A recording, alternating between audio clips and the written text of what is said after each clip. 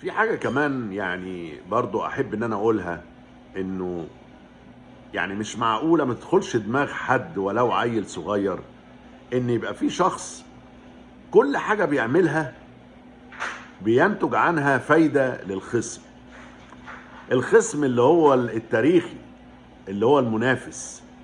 كل حاجة الشخص ده بيقرها أو بيعملها أو بينفذها بتصب في مصلحة، حلوة تصب دي، في مصلحة الايه؟ الخصم.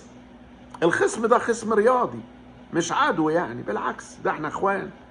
بس ما يصحش في الرياضة انك تسلم الخصم كل مفاتيحك وتديله كل لعيبتك وتديله كل حياتك وتعمل حاجات تبوظ بيها سمعة والمورالز اللي هي المعنويات بتاعت اللعيبة وبتاعت الجمهور.